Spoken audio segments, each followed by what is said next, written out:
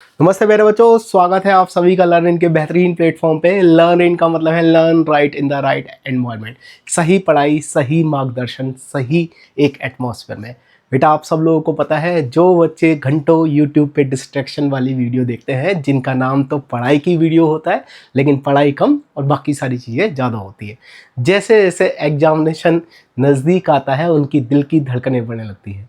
और जो बच्चे एक सीरियस एटमॉस्फेयर में सीरियस प्रिपरेशन सीरियस फैकल्टी के साथ करते हैं, जैसे जैसे एग्जामिनेशन नज़दीक आता है उनका कॉन्फिडेंस बढ़ने लगता है। तो ये डिपेंड करता है बेटा, आप क्या चाहते हैं। आप चाहते हैं कि 2 साल मज़े किए जाए लेकिन लास्ट मोमेंट पे परेशान हुआ जाए, अपना कॉन्फिडेंस लूज़ किया जाए, या फिर आप ये चाहते हैं कि 2 साल लग के मेहनत की जाए और लास्ट मोमेंट पे कॉन्फिडेंस के साथ एग्जामिनेशन में जाया जाए। ये आपकी चॉइस है बेटा, आपको सोचना पड़ेगा कि आप किस तरीके के टीचर्स के साथ प्रिपरेशन करना चाहते हैं। अगेन आप लोगों का बेटा बहुत बहुत स्वागत है। आपको पता है कि हम जेई मेंस जेएनवीटी के जो अटैम्प्ट वाले क्वेश्चन थे उनको चैप्टर वाइज डिस्कस कर रहे हैं। आज इसी श्रृंखला में हमारे पास चैप्टर है एल्काइल हैलाइड हेलो एल्केन्स या फिर हेलो एरीन्स। देखते हैं बेटा इनके कौन कौन से क्वेश्चन आए हुए हैं और उनको किस तरीके से सॉल्व किया जा सकता है।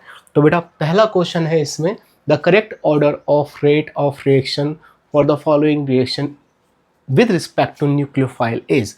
देखो बेटा, एक हमें मिथाइल ब्रोमाइड दे रखा है, मिथाइल ब्रोमाइड दे रखा है और बोल रहा है कि भाई इसको एक न्यूक्लियोफाइल आ रहा है, न्यूक्लियोफाइल का सिंबल दे रखा है NU है, और बोल रखा है कि ये ब्रोमीन जो माइनस है ये एज अ लिविंग ग्रुप, ये लिविंग ग्रुप यहां से निकल रहा है और ये न्यूक्लियोफाइल आके SN2 रिएक्शन के थ्रू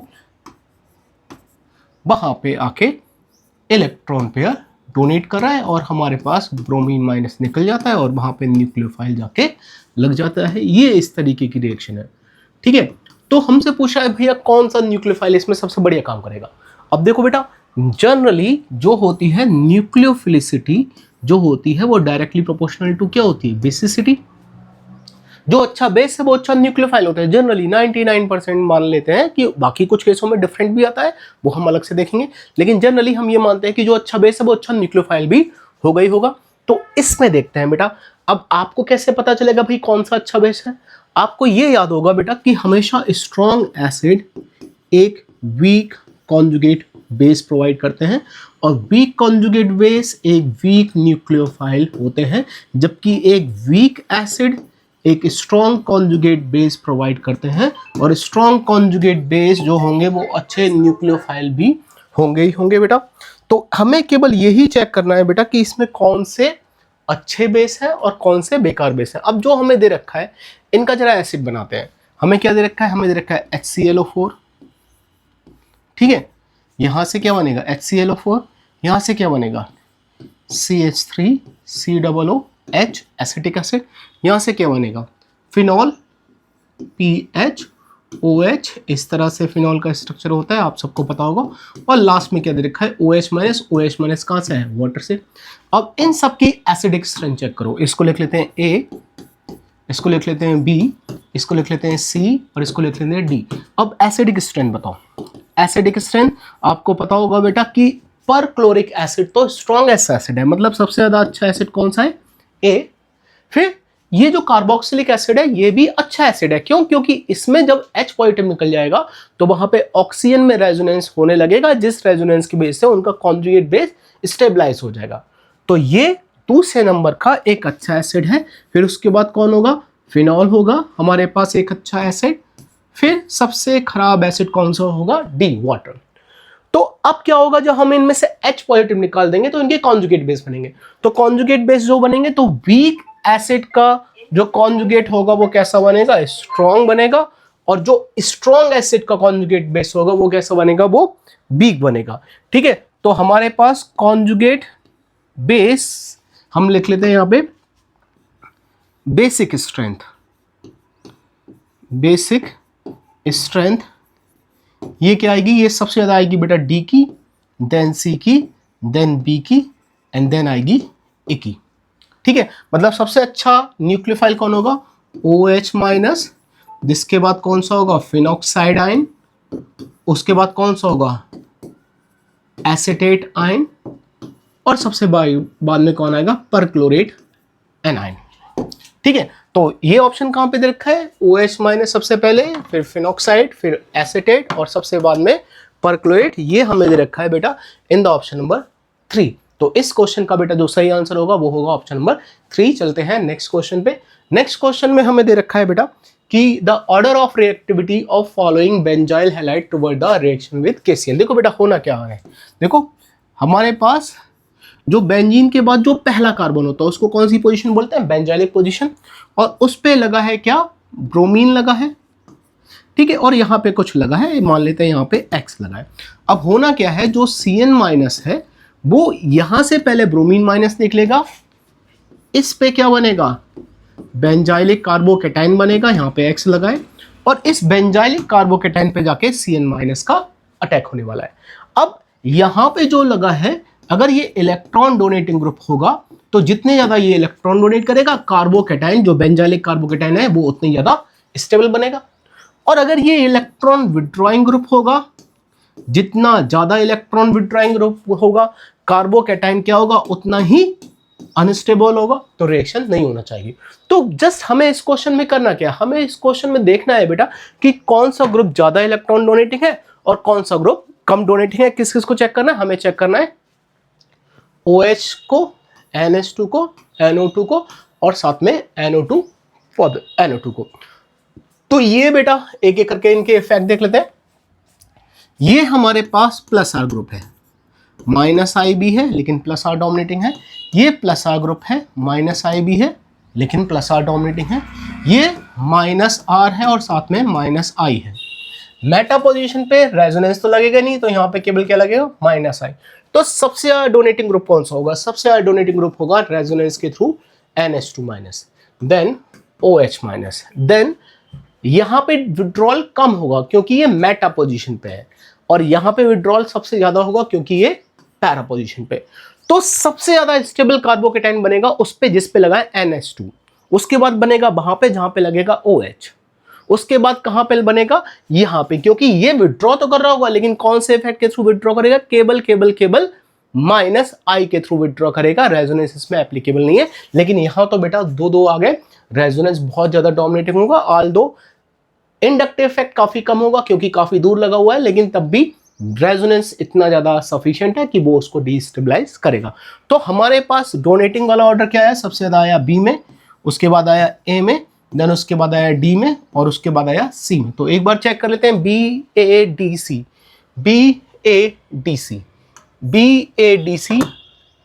हमें दे रखा है बेटा in the option number B। तो इस क्वेश्चन का जो सही ऑप्शन होगा वो ऑप्शन B या फिर ऑप्शन नंबर 2 होगा।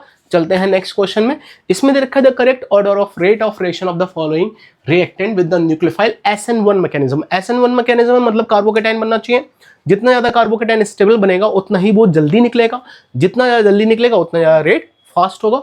तो सबसे ज्यादा स्टेबल कार्बोकेटाइन कहां बनेगा, सबसे ज्यादा स्टेबल कार्बोकेटाइन बनेगा 4 में। क्यों, क्योंकि यहाँ पे 3 बेंजीन रिंग लगी हुई हैं और रेजोनेंस काफी ज्यादा होने वाला है, और रेजोनेंस की वजह से ये काफी ज्यादा स्टेबल होगा। तो यहाँ पे कार्बोकेटाइन सबसे ज्यादा स्टेबल बना, ये हमारे पास टर्सरी कार्बोकेटाइन बनेगा। यहाँ पे Me लगे हुए हैं, 9 अल्फा हाइड्रोजन होंगे, 10 हाइपर कॉन्जुगेटिव स्ट्रक्चर बनेंगे, तो ये स्टेबल होगा। अब ये तो बेटा ब्रिज हेड पोजीशन आ गई, ब्रिज हेड पोजीशन पे तो कार्बोकेटाइन बनता ही नहीं है, लेकिन फिर भी क्योंकि क्वेश्चन पूछा है, तो अगर इस पे पहले वाले पे अगर हम ब्रिज हेड पोजीशन बनाएंगे तो देखो बेटा इस ब्रिज में कितने कार्बन हैं,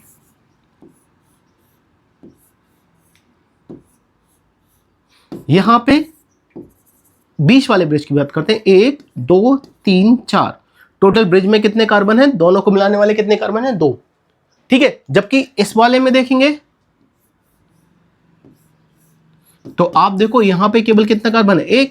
तो ये मोर फ्लेक्सिबल होगा, ये लेस फ्लेक्सिबल होगा, ये मोर स्टेबल होगा और ये लेस स्टेबल होगा। तो सबसे ज्यादा स्टेबल कार्बोकेटाइन कहां पे बना, 4 पे, देन 3rd पे, देन अगर 1 और 2 को कंपेयर किया जाए तो सबसे ज्यादा स्टेबल मतलब 1 और 2 में स्टेबल बना 1 पे, देन 2nd पे। ये हमारे पास ऑर्डर होगा कार्बोकेटाइन की स्टेबिलिटी का। जितना ज्यादा स्टेबल कार्बोकेटाइन, रिएक्शन उतनी फास्ट होगी, रिएक्शन जितनी फास्ट होगी उतना ही SN1 से वो फेवरेबल होगी। तो हम चेक कर लेते हैं 4 3 1 2 4 3 1 2 4 3 1 4 3 1 2 ऑप्शन नंबर 4 इसका बेटा सही आंसर होगा। चलते हैं नेक्स्ट क्वेश्चन पे। नेक्स्ट क्वेश्चन में हमें दे रखा है, चलिए नेक्स्ट क्वेश्चन को देखते हैं।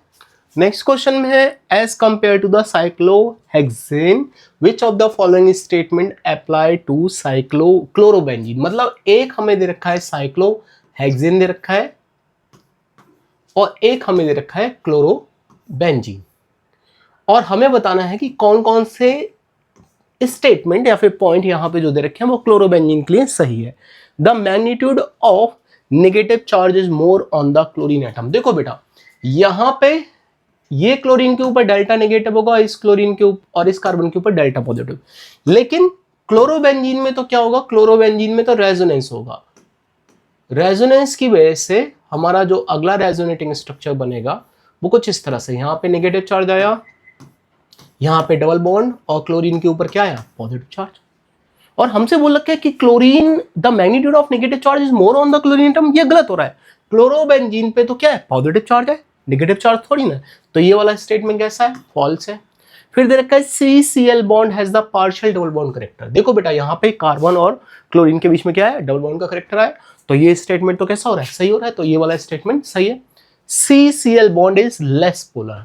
अगर हम इसको देखें तो CCl bond is less polar, यहां पे पोलरिटी का मतलब होगा डाइपोल मोमेंट की बात कर रहा है, डाइपोल मोमेंट की बात कर रहा है, तो डाइपोल मोमेंट की अगर देखें तो यहाँ पे जो डाइपोल मोमेंट है वो ज्यादा आएगा और यहाँ पे जो डाइपोल मोमेंट है वो रिलेटिवली कम आएगा, क्योंकि यहाँ पे चार्ज डिस्ट्रीब्यूशन काफी ज्यादा है, यहाँ पे डिस्टेंस बहुत ज्यादा हो जाएगा इस स्ट्रक्चर में, और अगर हम इसका नेट चार्ज यहाँ पे देखें तो इसका डिस्टेंस काफी ज्यादा आएगा, जिसकी वजह से डाइपोल मोमेंट कम हो जाएगा। ठीक है, तो हमारे पास ये वाला जो बॉन्ड है ये CCl bond is less polar, then CCl bond is longer due to the repulsion between localized electron of the aromatic ring and lone pair of the electron। ये बात गलत है क्योंकि यहाँ पे बेटा डबल बॉन्ड करेक्टर है, जब डबल बॉन्ड करेक्टर है तो ये बॉन्ड तो छोटा होगा, तो ये वाला बॉन्ड कैसा हो गया, ये वाला बॉन्ड तो, ये वाला स्टेटमेंट तो गलत हो गया। फिर देखा लास्ट में CCl bond is form using sp2 hybrid orbital of carbon. देखो बेटा बात सही है कि यहाँ पे अगर आप देखोगे तो यहाँ पे एक H और लगा होगा, जिसकी वजह से ये वाला कार्बन 4 सिग्मा बॉन्ड आए, 4 सिग्मा बॉन्ड की वजह से हाइब्रिडेशन क्या हो गया, sp3, जबकि यहाँ पे केवल क्या है 3 सिग्मा बॉन्ड है, 3 सिग्मा बॉन्ड की वजह से यहाँ पे जो कार्बन है उसका हाइब्रिडेशन कैसा होगा, उसका हाइब्रिडेशन होगा sp2। तो ये वाला स्टेटमेंट हमारे पास सही हो रहा है। तो बेटा इसमें देखो जो सही स्टेटमेंट है वो कौन कौन से हैं, इसमें सही स्टेटमेंट एक तो सेकेंड वाला हो गया, एक सी वाला हो गया और एक ई वाला हो गया, तो इसका जो सही आंसर है वो अपना ऑप्शन नंबर 3 हो जाएगा। चलते हैं नेक्स्ट क्वेश्चन पे। नेक्स्ट क्वेश्चन में देखते हैं, नेक्स्ट क्वेश्चन में order of reactivity of CH3Br in the methanol. ये बेटा पहले जैसा ही क्वेश्चन है, बस यहाँ पे थोड़ा सा इन्होंने दे रखा है CH3Br, और इसको हमें रिप्लेस करना है किसी न्यूक्लियोफाइल से। एक न्यूक्लियोफाइल देखते हैं जैसे आयोडीन माइनस। सॉल्यूशन कौन सा है, सॉल्यूशन है मीथेनॉल। मीथेनॉल कैसा होता है, ये पोलर प्रोटिक है, ये कैसा है, ये पोलर प्रोटिक सॉल्वेंट है। पोलर प्रोटिक सॉल्वेंट में क्या होगा, सॉल्वेशन होगा, solvation of anion, solvation of anion होगा। तो सबसे ज्यादा सॉल्वेशन किसका होगा, सबसे ज्यादा सॉल्वेशन होगा उसका जो सबसे ज्यादा छोटा हो, तो fluorine minus, then chlorine minus, then bromine minus and then iodine minus. ठीक है, सबसे कम सॉल्वेशन हुआ किसका, आयोडीन माइनस का। फिर एक्वस आयन का साइज देखते हैं, सबसे बड़ा कौन हो गया, फ्लोरीन माइनस सबसे बड़ा हुआ, देन क्लोरीन माइनस सबसे बड़ा हुआ, देन ब्रोमीन माइनस सबसे उससे बड़ा हुआ, देन सबसे छोटा हो गया आयोडीन माइनस। और हमें पता है न्यूक्लियोफिलिसिटी क्या होती है, जो साइज पे डिपेंड करती है, जो सबसे छोटा होगा वो पूरे मॉलिक्यूल में इधर उधर घूम घाम के अटैक कर देगा, और जो बड़ा होगा वो अटैक नहीं कर पाएगा। ठीक है, साइज और न्यूक्लियोफिलिसिटी एक दूसरे के इनवर्सली प्रोपोर्शनल होती है। तो यहाँ पे जो न्यूक्लियोफिलिसिटी है वो क्या आएगी, न्यूक्लियोफिलिसिटी आएगी आयोडीन माइनस की ज्यादा हो गई ब्रोमीन माइनस से, और ब्रोमीन माइनस की ज्यादा होगी क्लोरीन माइनस से, और क्लोरीन माइनस की ज्यादा होगी फ्लोरीन माइनस से। तो आपको पता है बेटा हमेशा एक बेटर न्यूक्लियोफाइल एक स्ट्रॉन्ग न्यूक्लियोफाइल वीक न्यूक्लियोफाइल को रिप्लेस कर देता है। तो क्योंकि यहाँ पे ये जो आयोडीन माइनस है ये बेटर न्यूक्लियोफाइल है, और ये जो ब्रोमीन माइनस है ये एक पुअर न्यूक्लियोफाइल है, और जो बेटर न्यूक्लियोफाइल है वो पुअर न्यूक्लियोफाइल को रिप्लेस कर देगा। तो यहाँ पे इस क्वेश्चन को जब हम देखेंगे तो आयोडीन माइनस सारे के सारे ऑप्शन में सबसे पहले ही दे रखा है। एंड फिर चेक करते हैं कि बेटा इनका क्या होगा। इनका जो बाकी जो बचे, ये क्या बचा, ये बचा हमारे पास फिनॉल, इसका मतलब कॉन्जुगेट एसिड बनाएंगे तो क्या आएगा फिनॉल, यहां से क्या आएगा HF, ठीक है, यहां से क्या आएगा, यहां से आएगा इथेनॉल, ठीक है। अब इनका अगर हम चेक करें इनका एसिडिक ऑर्डर, तो एसिडिक ऑर्डर क्या होगा, HF का ज्यादा होगा, देन फिनॉल का होगा, और सबसे कम जो एसिडिक होगा वो क्या होगा, सबसे कम एसिडिक होगा इथेनॉल, ठीक है। अब इनके कॉन्जुगेट बेस बनाते हैं, तो स्ट्रॉन्ग एसिड का कॉन्जुगेट बेस वीक होगा, इसका थोड़ा सा स्ट्रॉन्ग होगा, और इसका सबसे ज्यादा स्ट्रॉन्ग होगा। तो आपको पता है कि भाई स्ट्रॉन्ग एसिड हो तो वीक कॉन्जुगेट बेस बनता है, और वीक कॉन्जुगेट बेस एक वीक न्यूक्लियोफाइल भी होता है, जबकि वीक एसिड से एक स्ट्रॉन्ग कॉन्जुगेट बेस बनता है, और स्ट्रॉन्ग कॉन्जुगेट बेस एक स्ट्रॉन्ग न्यूक्लियोफाइल भी होता है। तो सबसे अच्छा न्यूक्लियोफाइल कौन सा हुआ, सबसे अच्छा न्यूक्लियोफाइल पहले तो मैंने आपको बताया था आयोडीन माइनस ही हो गया, फिर उसके बाद कौन होगा, उसके बाद होगा इथॉक्साइड, उसके बाद क्या होगा, उसके बाद होगा फिनॉक्साइड, उसके बाद क्या होगा, उसके बाद होगा फिनॉक्साइड, और फिनॉक्साइड के बाद क्या होगा, फ्लोराइड। तो ऐसा ऑप्शन देखते हैं जिसमें आयोडीन सबसे पहले और इस सीक्वेंस में आना चाहिए। ये दे रखा है बेटा हमारे पास ऑप्शन नंबर 2 में iodine minus C2H5OH minus C6H5OH minus NF minus. तो इस क्वेश्चन का बेटा करेक्ट आंसर जो होगा वो होगा ऑप्शन नंबर 2। चलते हैं नेक्स्ट क्वेश्चन पे।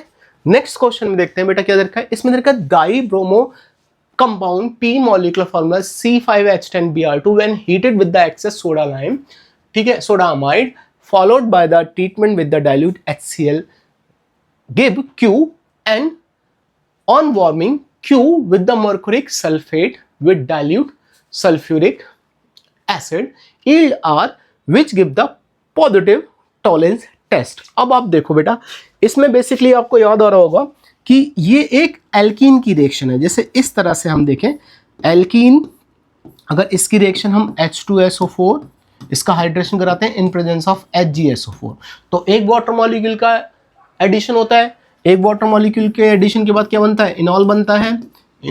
इनॉल क्या करेगा, अपने आप को टेट्रामराइज करेगा, कीटो बनेगा।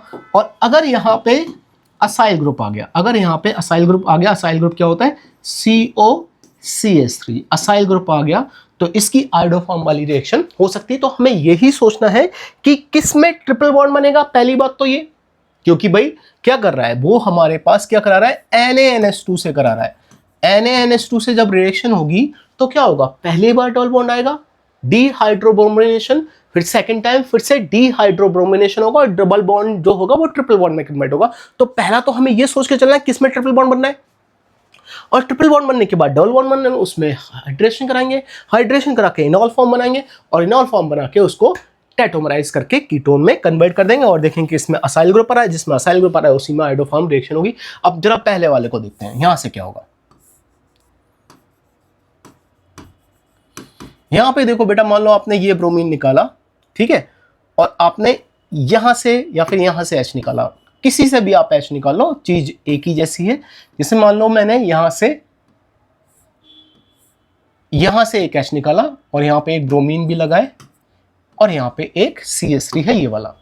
अब ये सेकेंड टाइम बेटा इसकी NaNH2 से रिएक्शन नहीं हो पाएगी। क्यों नहीं हो पाएगी, क्योंकि अब बेटा यहां पे बीटा पोजीशन पे कोई भी हाइड्रोजन है नहीं। सिमिलरली अगर मैं यहां से निकालता, मान लो एक ब्रोमीन ये निकाला और एक H यहां से निकाला, तो क्या बनेगा, तो कुछ इस तरह से बनता।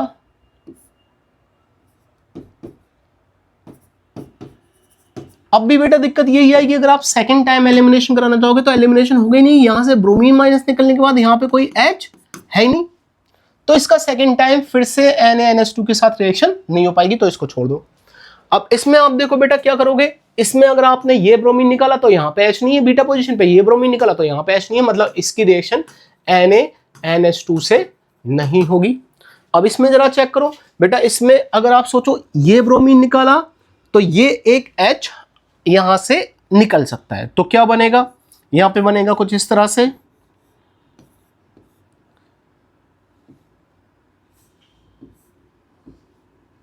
ठीक है, यहाँ पे सॉरी, यहाँ पे मैंने थोड़ा मिसअंडरस्टूड हो गया। यहाँ पे तो H है ही नहीं भाई, यहाँ से अगर आप ब्रोमीन तो निकाल दोगे, लेकिन यहाँ पे H नहीं है। ठीक है, हम इसको ऐसे करेंगे, यहाँ से ब्रोमीन निकाला, यहाँ से ब्रोमीन निकाला और यहाँ से एक H निकालेंगे। तो यहाँ से मैं एक H निकालता हूँ, यहाँ पे बनेगा कुछ इस तरह से, यहाँ पे बनेगा अपने पास कुछ इस तरह से।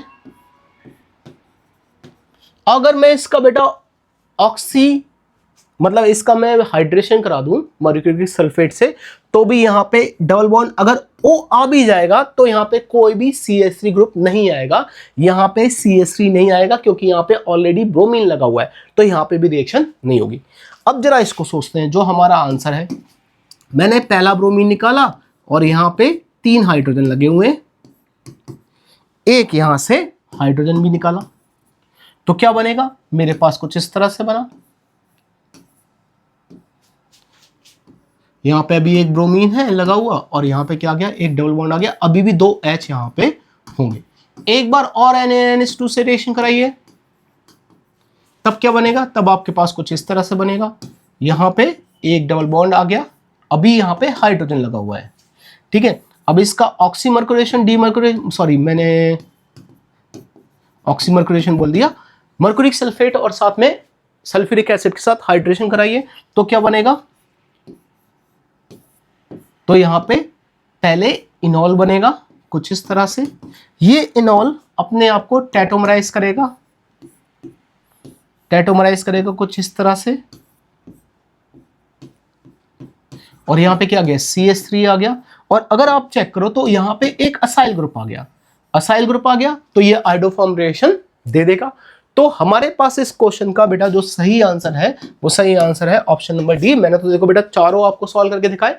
अगर आपकी प्रिपरेशन बहुत ही बढ़िया होगी तो आप सीधे उसको 4th ऑप्शन को चेक करके एलिमिनेट कर सकते हो बाकी सारे ऑप्शन। चलते हैं बेटा नेक्स्ट क्वेश्चन पे चलते हैं।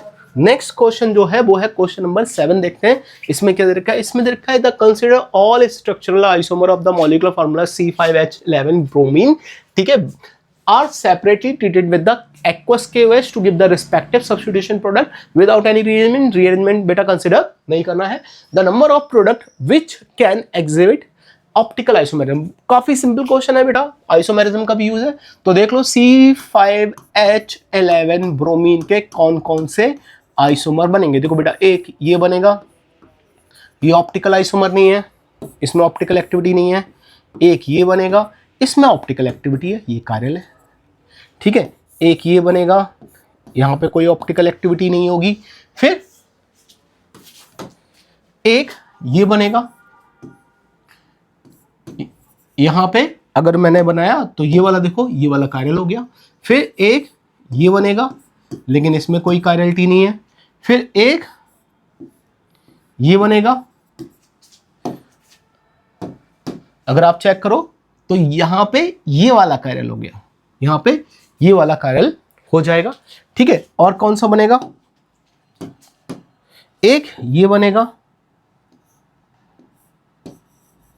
लेकिन यहां पे भी कुछ भी कायरल नहीं होगा। फिर एक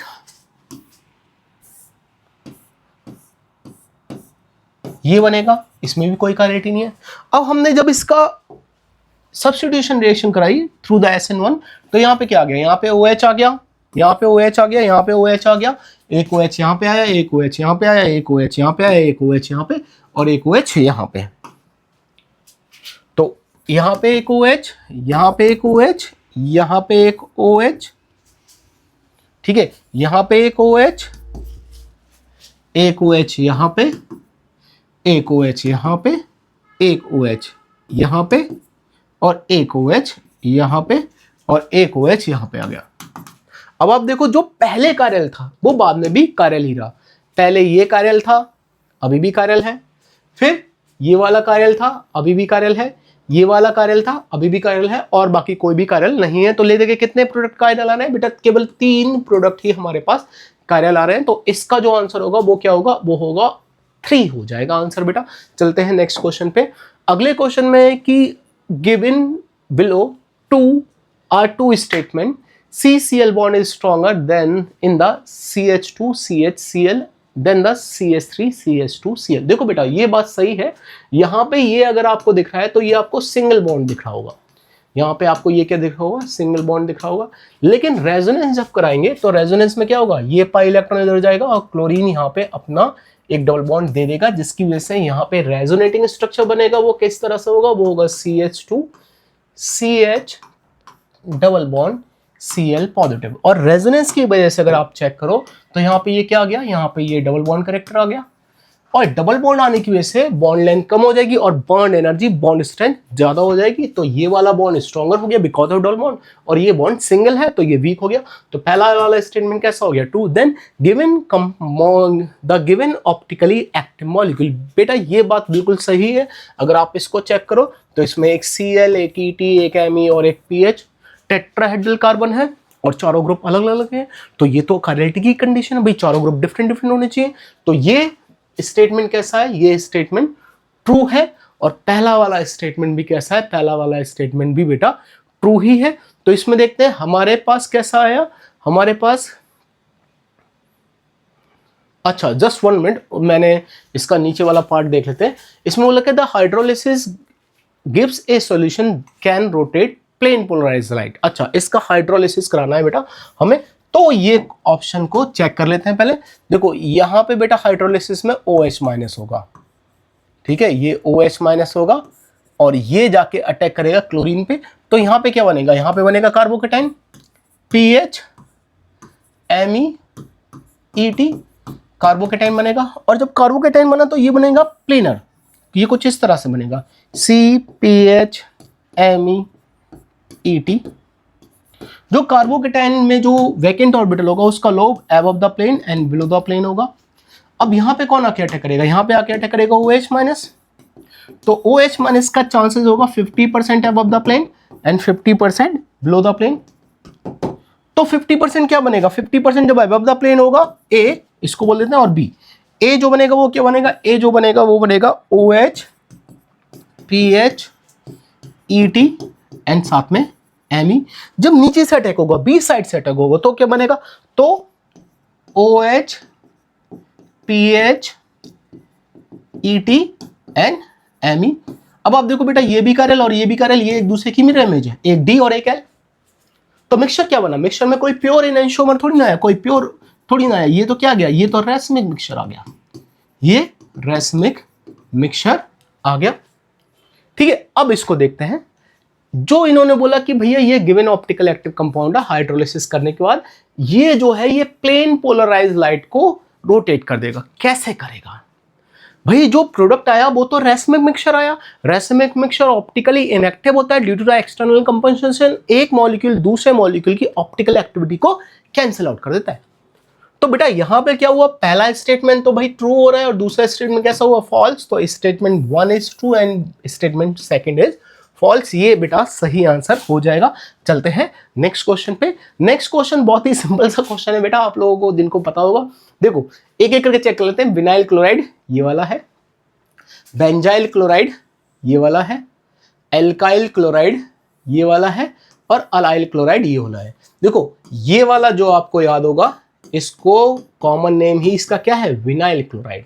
इसी का जब हम पॉलीमराइजेशन कराते हैं तो क्या होता है, Cl ऐसे बहुत सारे मॉलिक्यूल जुड़ जाते हैं और उसको क्या बोलते हैं, PVC, पॉली विनाइल क्लोराइड। तो जिन बच्चों को पता नहीं है ये विनाइल है तो उनको पता चलेगा कि अच्छा PVC तो क्या मतलब है, पॉली विनाइल क्लोराइड, और PVC का स्ट्रक्चर ये होता है। ठीक है, अब अगला चेक करते हैं भाई बेंजाइलिक। आपको क्लास में अभी मतलब मैंने इसी वीडियो में बताया था कि बेंजीन में जो एरोमेटिक रिंग के बाद जो पहला कार्बन होता है उसको बोलते हैं बेंजाइलिक, और बेंजाइलिक पोजीशन से अगर क्लोरीन लगेगा तो उसको क्या बोलेंगे, बेंजाइलिक हैलाइड, बेंजाइलिक क्लोराइड।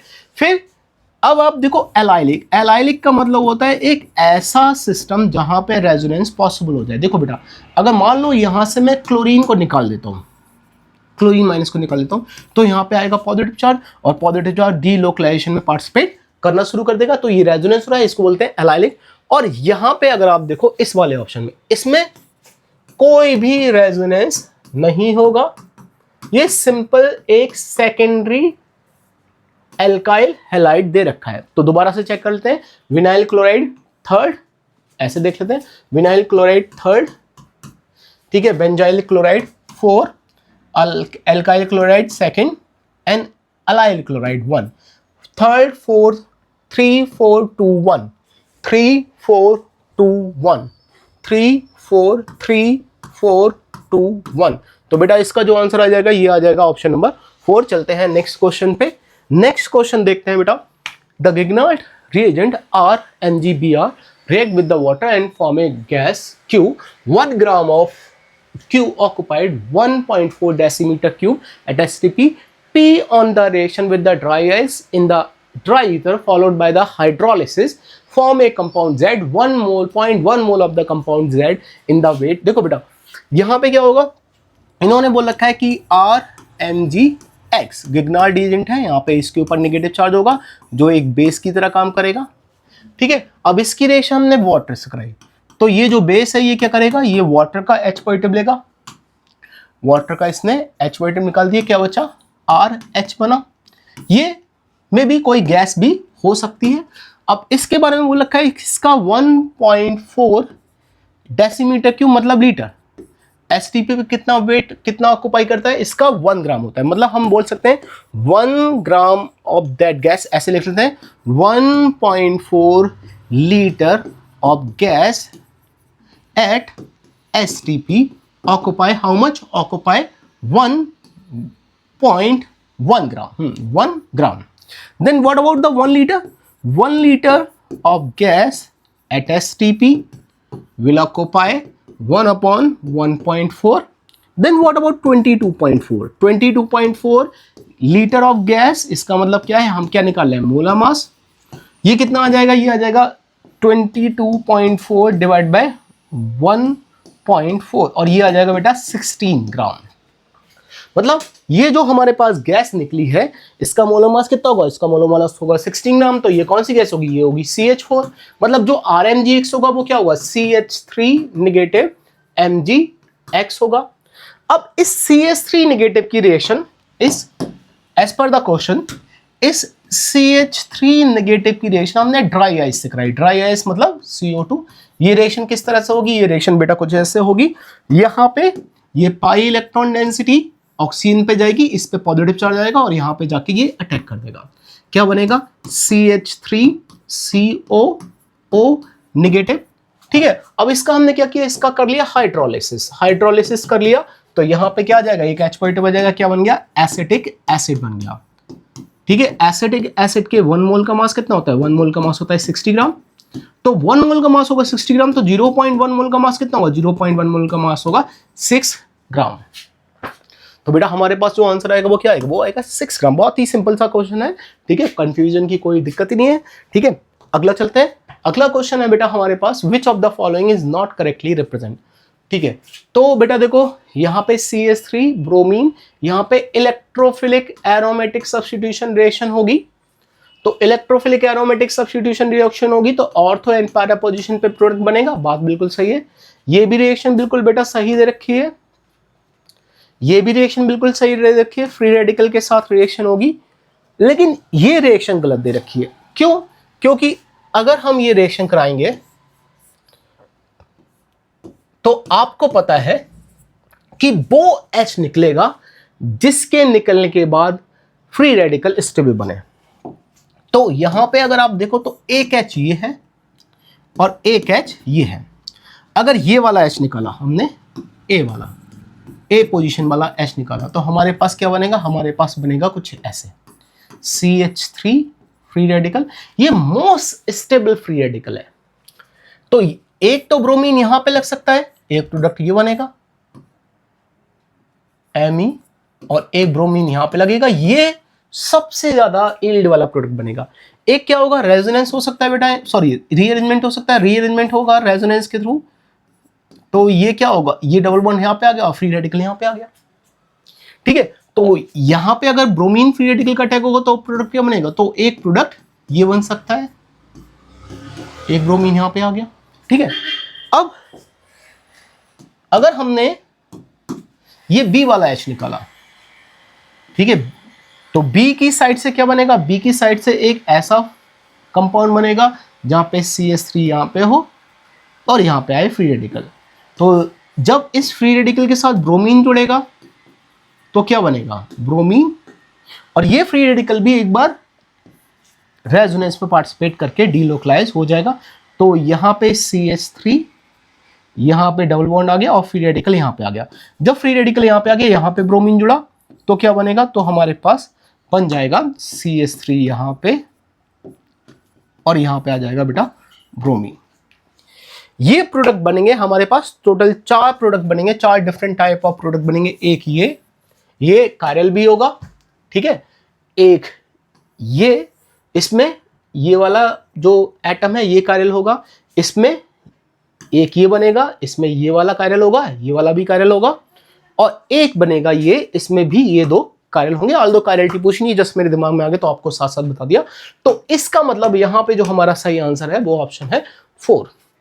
ठीक है बेटा, आज की क्लास में इतने ही क्वेश्चन थे। बेटा आप लोगों से मैं रिक्वेस्ट करूंगा कि आप लोग अगली क्लास में भी जुड़े रहें। अगली क्लास में हम लोग डिस्कस करेंगे अल्कोहल और ऑर्गेनिक केमिस्ट्री खत्म करेंगे। ऑर्गेनिक केमिस्ट्री खत्म होते ही हम इनऑर्गेनिक केमिस्ट्री स्टार्ट करते रहेंगे। आप लोग हर वीडियो को ध्यान से देखो बेटा, जो भी डाउट है उसको पूछो।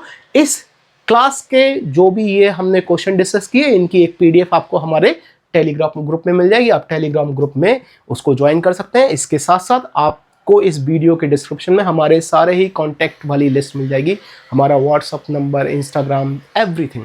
तो जहाँ पे आप चाहें, जहाँ पे आप कंफर्टेबल हो, वहाँ पे आप उनसे कांटेक्ट करिए। हमारी टीम आपके डाउट को रिमूव करने की पूरी कोशिश करेगी। चलिए बच्चों, नेक्स्ट क्लास मिलते हैं। For this time thank you and good bye प्यारे बच्चों।